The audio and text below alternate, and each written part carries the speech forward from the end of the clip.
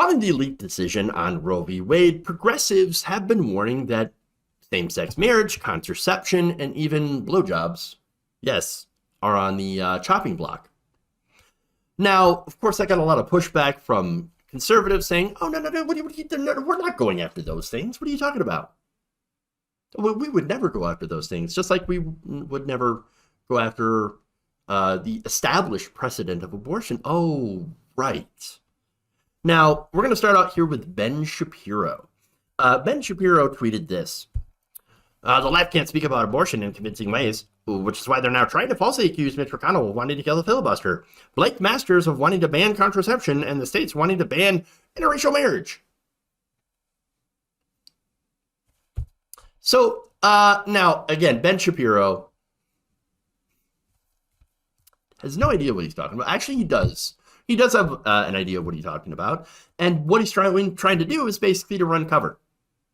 Okay? Masters is a Tucson-based venture capitalist, and he boasted on his website that he would only vote to confirm judges who, quote, understand that Roe and Griswold and Casey were wrongly decided, meaning that he is against those cases. By the way that they were decided was based on privacy, the right to privacy. Griswold actually protects a married couple's right to buy and use contraception without government restrictions because it's an issue of privacy between the couple. He says, oh, no, that's wrong. No, we can't have that. We can't have contraception protected by privacy. Oh, okay, yeah. Now, of course, there was another politician, Mike Braun, who had also said, hey, you know what, we should send the idea of interracial marriage back to the states. Let them decide. I mean, come on. He said it, but Ben Shapiro's like, no, didn't actually happen. No. I've got a video of Shapiro later. But look, what they're doing is they're trying to make sure all of these civil rights that have been decided in a lot of these Supreme Court cases in the past get sent back to the states. Now you might think, wait a minute, what's so bad about that? Well, what's going on? I mean, look, the federal government's not actually going to ban it. We're just going to leave it up to the voters in those specific states to go and make that decision. Now, the problem, of course, is that this immediately does mean ban.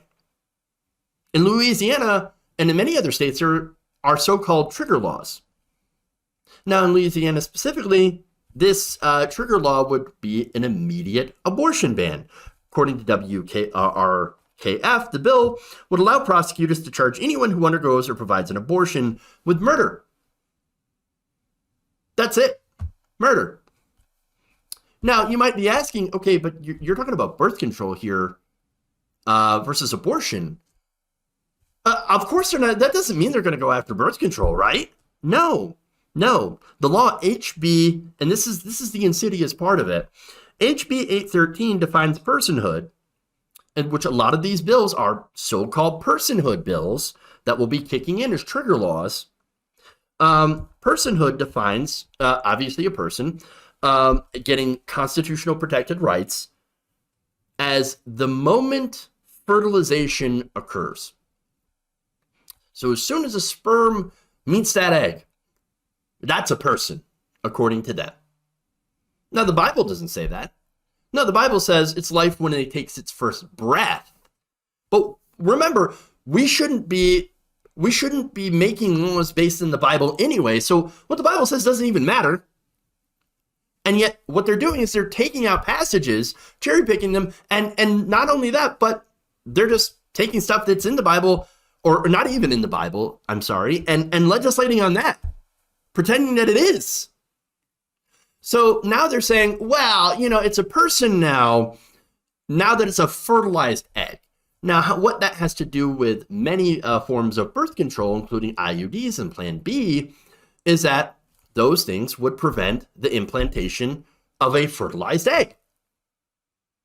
So if you prevent the implantation of a fertilized egg, in their eyes, in the eyes of this law, constitutes murder.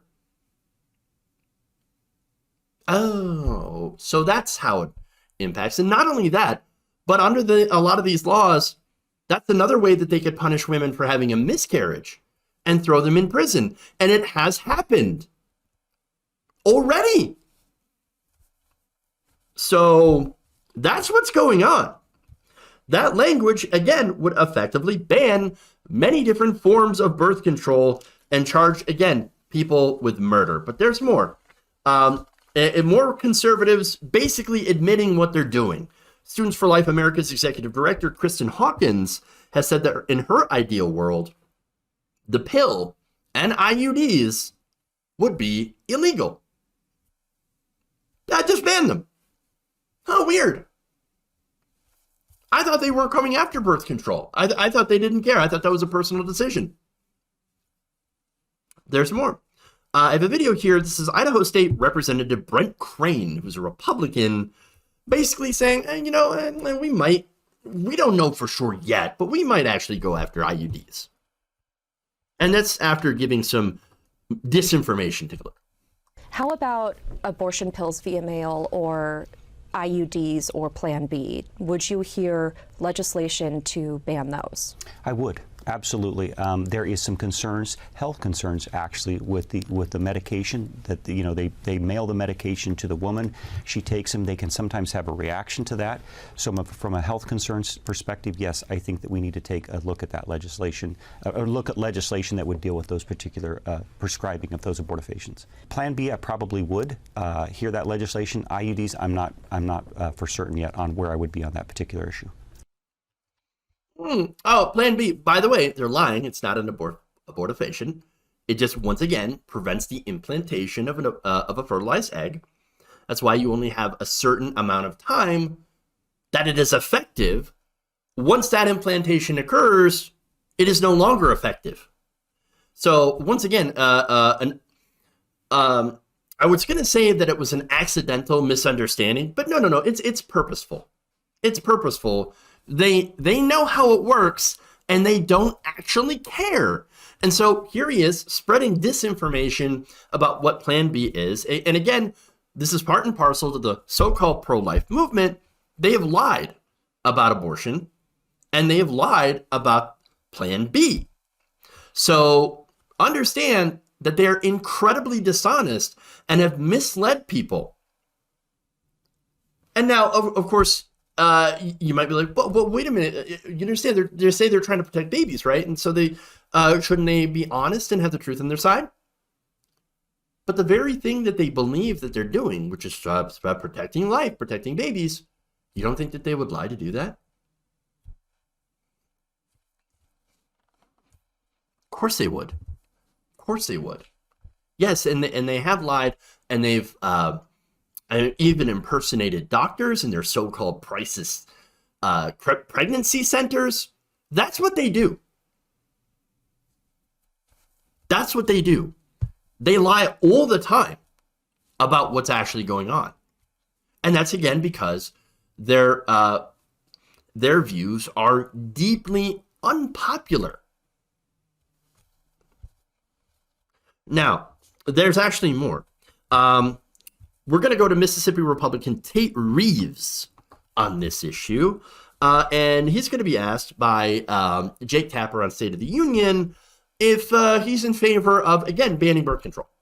But so just to be clear, you have no intention of seeking to ban IUDs or Plan B? That is not what we're focused on at this time. That is not what we're focused on this time. At this time. Oh, really? Okay. Translation. That's what we're going to do it eventually, but we just don't want to admit it. Of course. Yeah. Now, again, it's because access to birth control is incredibly popular. In fact, according to a 2018 survey done by Power to Decide, nearly 8 in 10, 78% of adults in the United States, including 66% of Republicans and 93% of Democrats, consider birth control to be a basic part of women's health care. In a 2016 survey, 80% of women said birth control has had a positive effect on their lives, including 63% reporting that it reduces stress and 56% saying it helps them to keep working.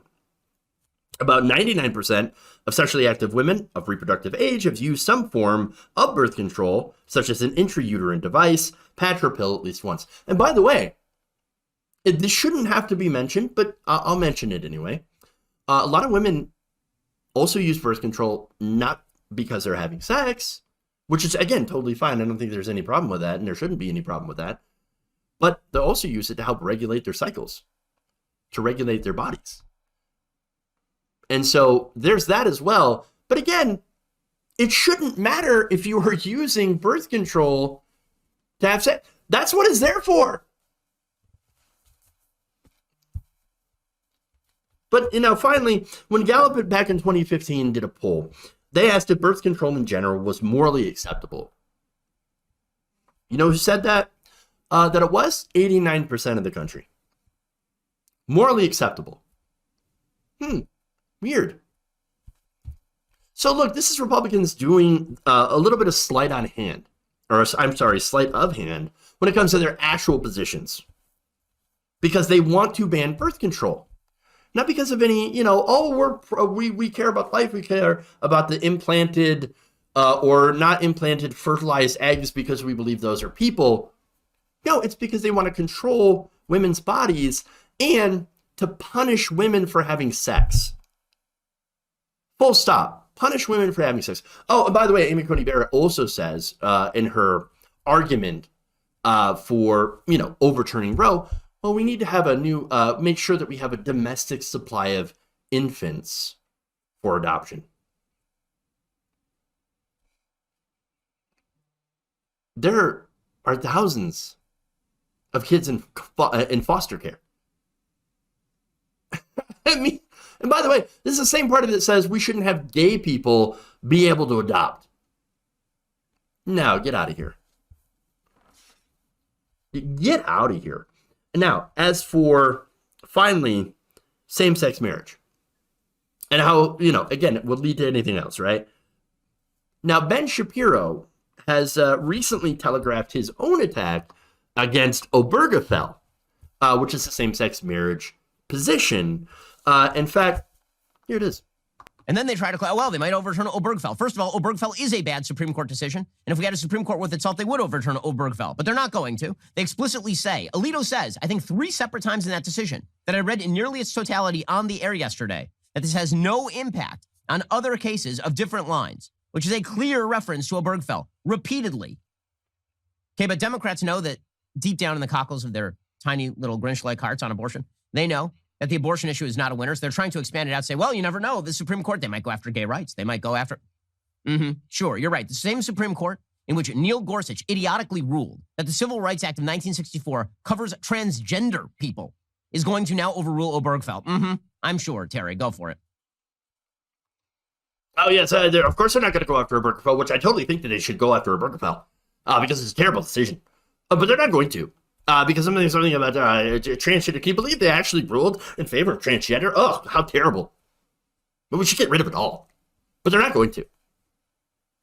And you believe them. And that's the worst thing, too.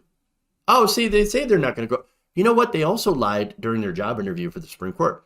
They were asked if they were going to go after Roe. They were going to overturn Roe v. Wade.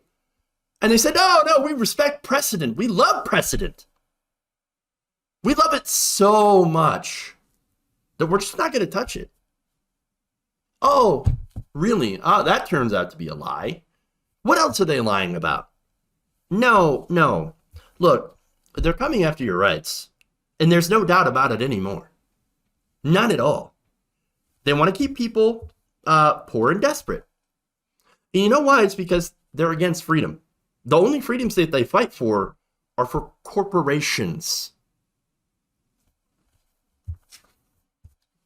Look, when people are loaded up with kids they can't afford to educate, because, by the way, the other thing that I've showed you that they're going after is education, public education, is so that these people, these families that are poor, don't rise up against fascism. They don't fight back.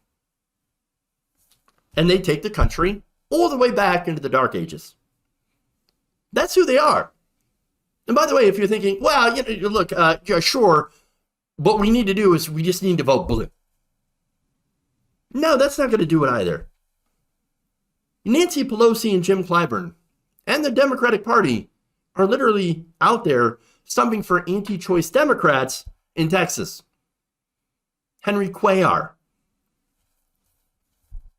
That's not going to do it.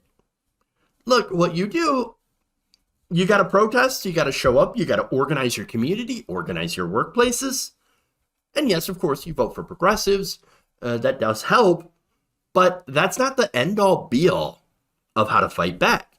You have to put pressure outside of electoral politics. Okay? You have to push back in any way you can, peacefully, of course, against the far-right takeover of this country. Beyond that, I mean, I don't know what else we can do to protect our rights.